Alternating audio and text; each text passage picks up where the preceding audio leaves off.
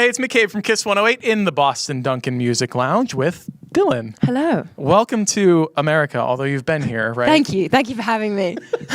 You're on tour opening with Gail, right? Yes. Tonight is at Brighton Music Hall here in Boston. This is your first time in Boston, though, right? It is my first time in Boston. Are you excited? I'm so excited. You probably have no time to check it out, though, right? No. So next We time... can lie, though. Yeah. I have You'll so be here much for the next time. few days. She's going to go on a duck boat tour. There's a duck boat tour. So it's kind of the weirdest thing in the world. I'm fairly new to Boston, too. Not as new as you, but within the year. It's literally a boat that like goes on land and sea. So you do a tour of the city, and then you go into like the harbor. It's really scary. Damn. So yeah, next time you have time and you're in Boston, I'll take a do duck that. tour. Or don't. It's up to you. Anyway, so welcome in. Unfortunately, no time to explore, but you've been with Gail. How far into the tour? You're pretty far in, right? Only a few more dates. 3 weeks in now. That's not bad. And it's been mega. You've got Boston this today. New York is on. Yeah. Philadelphia's Friday? next, I think, and then New You York. wrap up, right? No, because we've still got like Nashville. Yeah. I think there's like five left. I'm gonna say maybe. So in the time touring in the U.S., what has been your favorite city to tour in? And you can't say Boston. In general, like ever, or this tour? Ever. Yeah.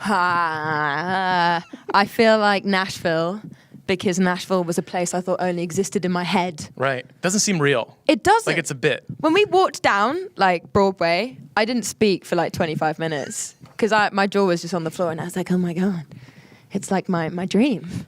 We had two other artists in here today, Knox and Gail, and they both love Nashville. Like Knox lives there. So does Gail. And Gail, she actually does live there too. Yeah. I didn't realize that. Every songwriter loves Nashville, and that's how you got your start, right? Writing songs. Yeah, exactly. Good songs. Horrible songs. Here's about this. I'm so jealous of people like Gail that could write serious hits at 15. The songs I was writing at 15 would like probably kill off a few people, like if they heard them. It's like cats dying. There was no structure. There was no chorus. It was just like a stream of consciousness that was so depressing that no one would ever want to listen to it. But now, today, you listen to the music you're making now.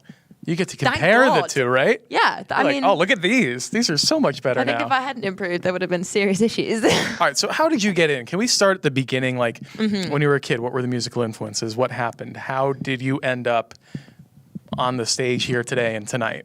So, my dad is a massive wannabe rock god. This man does not have any tone, any pitch. He does not have any sense of rhythm. Doesn't play any instruments? He can play the guitar, but tragically, love you, Dad. But he's a very straight down the line man. He's like, man, I am a man and I do maths. And his like pipe dream was rockstar. And so as kids, he used to have me and my brother on our kitchen table. He made us like plywood guitars with rubber bands as strings. And I painted mine. Oh, he painted adorable. my brothers. My brothers looked way better looking back at it now. But and we used to stand on the kitchen table. He used to make me go, "Hello, Wembley," and then I would be Angus Young for the next like 45 minutes. Did he ever foresee you actually becoming No. Angus Young of When I turned 2023? around and went, I wish. When I turned Soon. around, I can play 4 chords, man. Like, takes 4 chords to rule the world. That's right. And when I actually turned around and went, you know what? I'm going to do this for a living, Dad.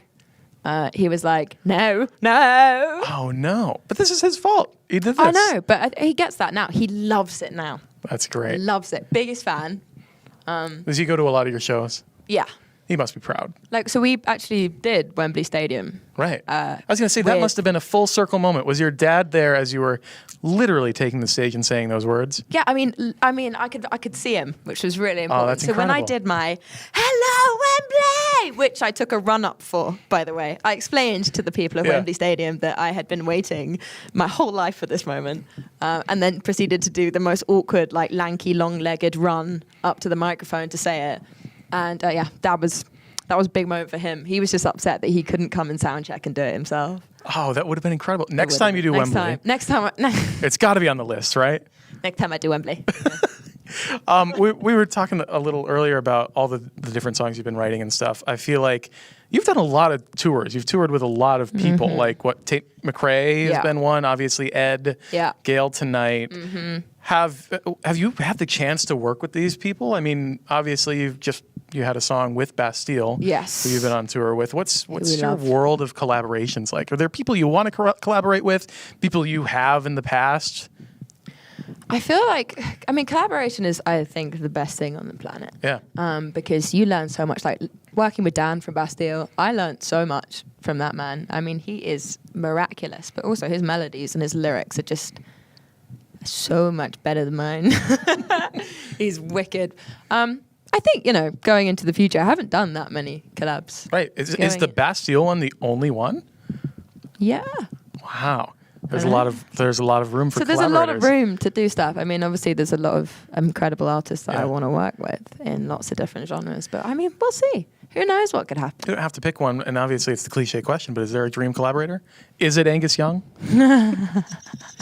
Can he play on a song? That would be sick. Can you imagine if Angus Young just turned up at one of my shows? For people who That'd be don't unreal. know who Angus Young is, Angus Young is the lead guitarist of AC/DC, and was like my first childhood crush. Angus Young Which was is your a bit first weird. childhood crush? Yeah, like most people would go for like a hot dude that's like younger.